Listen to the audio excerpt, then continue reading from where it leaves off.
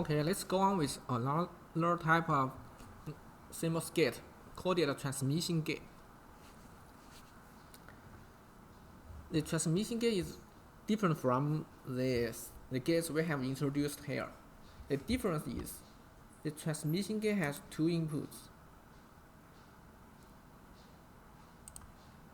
They have two input signals. One input signal connected to the gate pin and the other input signal connected to the S pin.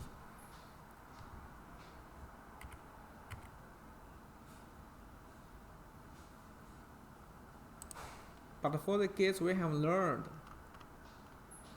such as for the NAND gate, for each gate there is only one input signal connected to the gate pin, and the other pins, the S, the D, either connected to ground to VDD or connected together, but not connected. S pin and D pin are never connected to the input signal. These are the difference.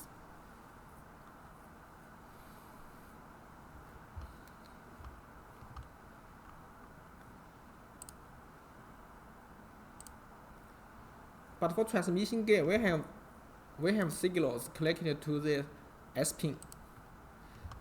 So as you have known the function of NMOS transistor, the function is when the voltage on the G pin is high, that is logic 1. The gate is turned on and the signal on S can transmit to D. So D pin will get the value of S pin. When S is 0, D pin is 0. When S is 1, D pin is 1. And when the the signal on the gate is low, this gate is turned off. So there is the signal on S can't pass to D. So what's the status of D for this case? What's the status of D? We call this is an undriven status, or you can label it as high dependency. And in digital circuit, we denote it as Z. We use Z to denote this situation. High Z.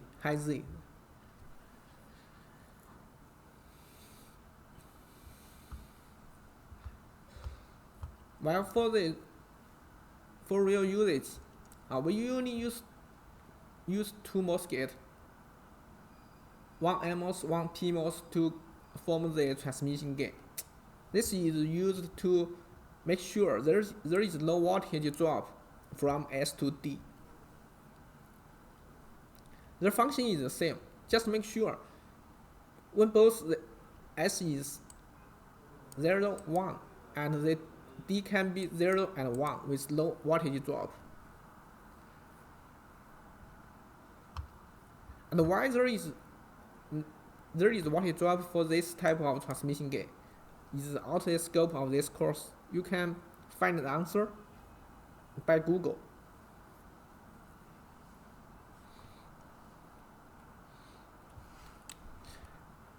Okay, so use the transmission gate, we can have a status of high Z, high dependency. This is a new status we can get in the digital circuit.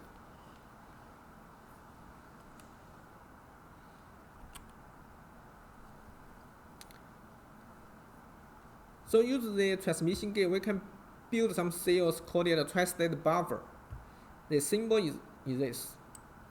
This is the control pin connected to this signal will connect to the G pin of MOS transistor, and this is the input signal and this is the output. So the truth table is when the enable pin is 0, the output is high dependency. When the enable is 1, the output is the value of input.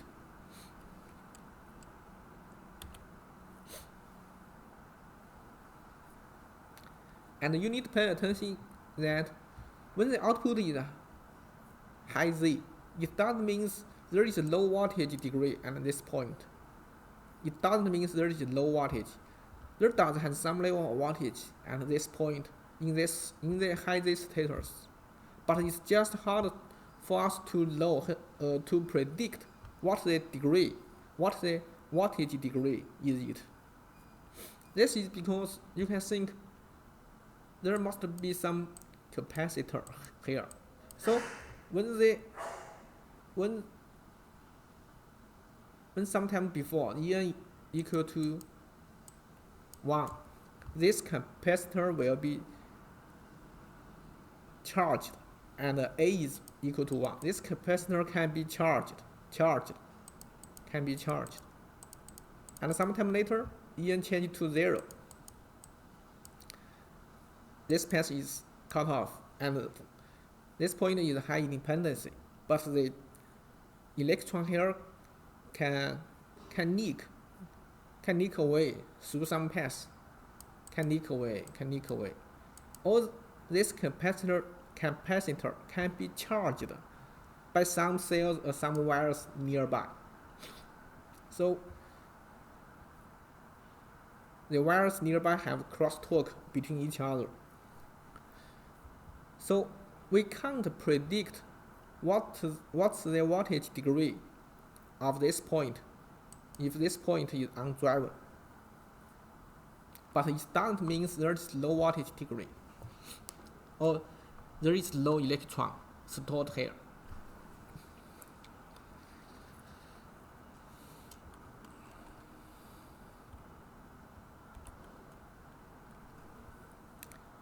And this is the rule of U.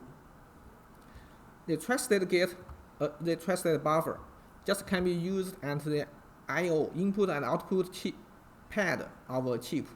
You can't use it inside a digital chip. It can only be used at the I/O pad of a chip. This is a rule. You can't violate it. So why you have to follow this rule? Just think about it. If you use this Tristate buffer inside the chip, what will happen?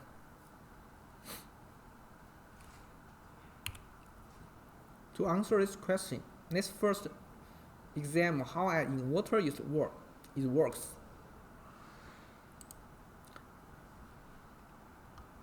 First, when the input signal is stable, the inverter will not consume power.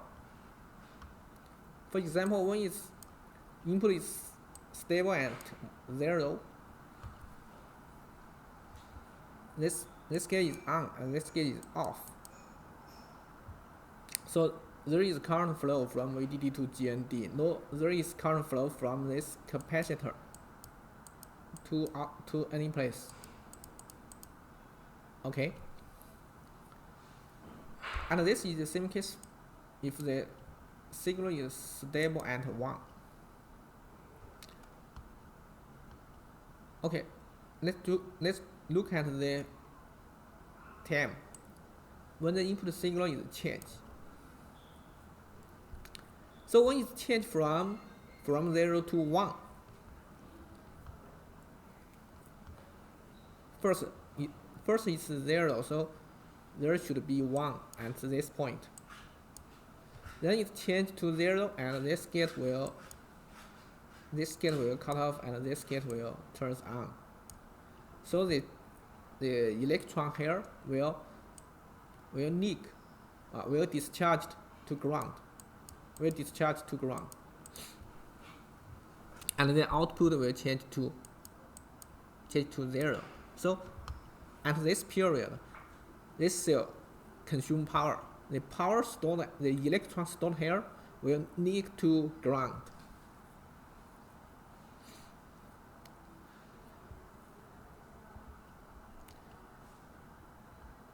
So the whole process should be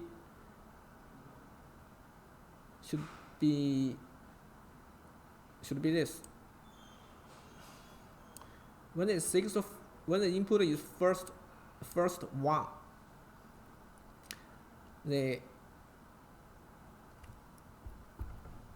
the output is 0, and when it's changed to the input is changed to 0, this capacitor will be charged, and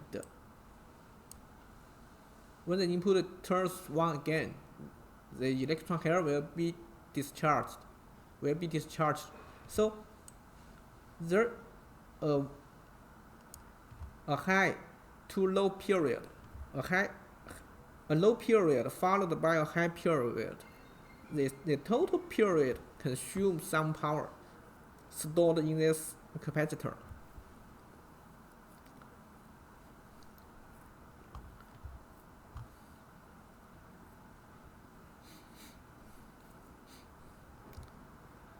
So at this point,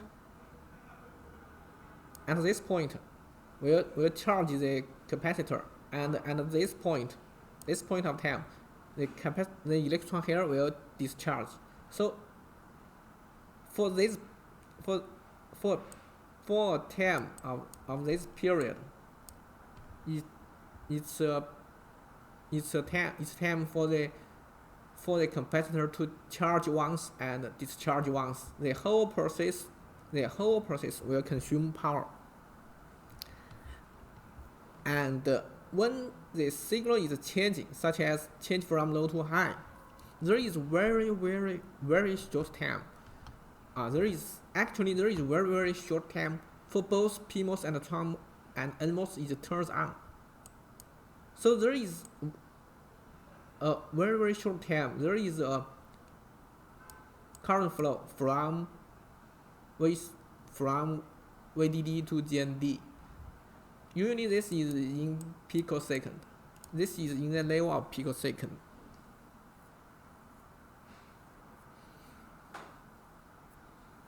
Okay.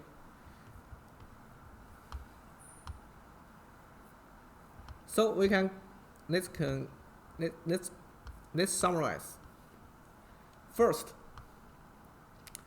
when input is stable, the inverter doesn't consume power, and it consumes some power by this capacitor only when low to high transition, charging, discharge. For this period, for these two operations, you have to experience this the two states to consume some power. And when the signal is changed, maybe in the middle of the change, there is very little time. There is some current flow from VDD to GND. Okay, these are the main source of power consumption by the inverter gate.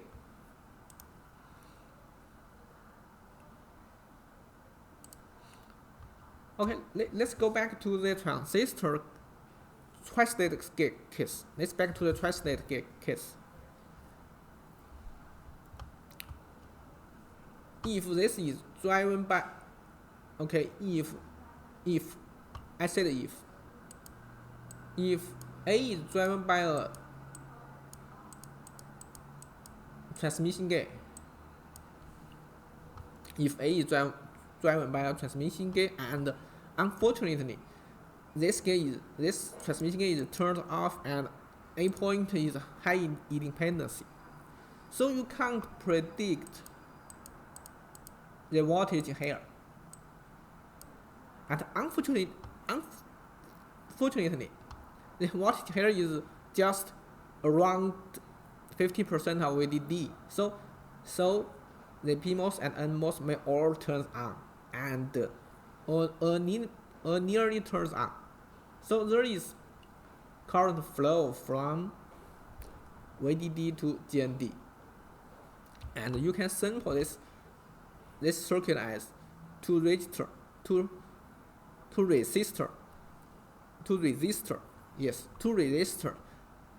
serial connected between VDD and GND, and this is the output point. So there will be current flow, continuous. There will be continuous current flow from VDD to GND, and will continuously consume power. So this is the problem of using Tristate gate in the digital circuit chip.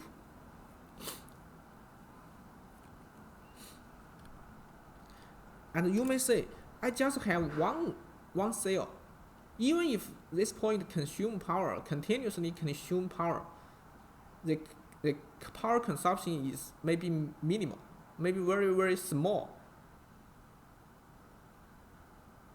So what's the problem? Yes, you are right. But if you look at the real circuit, a point may connect to many gates, and these gates may drive many gates, and they are cascade up.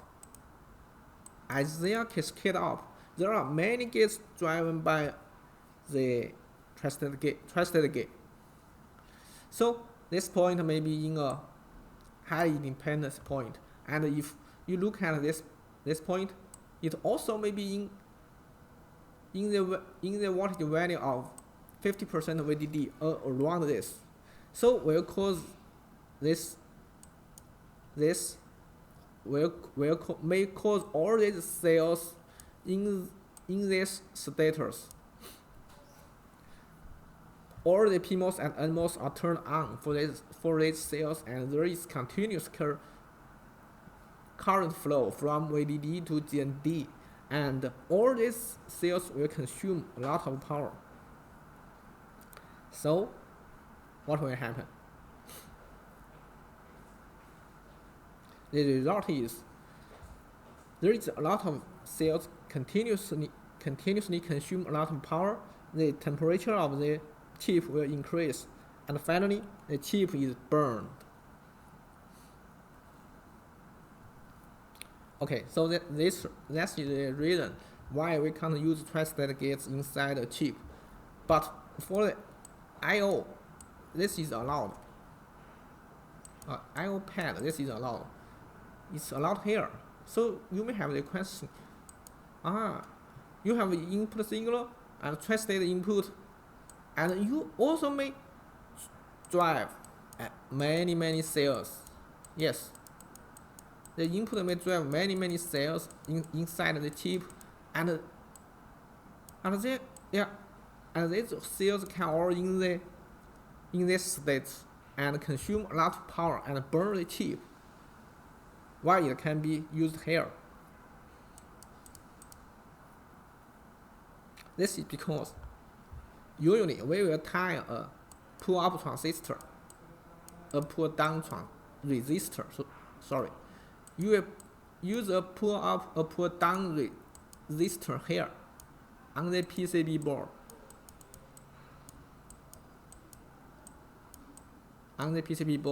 So if there is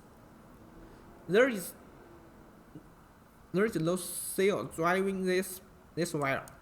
This wire will be driven too high through this pull-up resistor. So this will make this point. This will get this point to a lowest logic state, not high independence. So if you look at the I2C protocol, any PCB board has I2C protocol. You must find this pull-up resistor on the PCB board. So some smart guys may have questions. Then you just implement. You just made some resistors in the chip, inside the chip, and pull it up, and tie the resistor to VDD, the same as the PCB board. So we can use Tristate inside the chip now. This is true, but we didn't do that. The question is, the problem here is the resistor in chip is expensive. It will take a lot of silicon area. So So we don't do this in the digital circuit.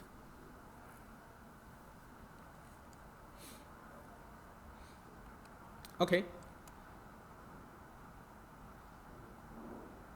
This is the section for Tristate gate.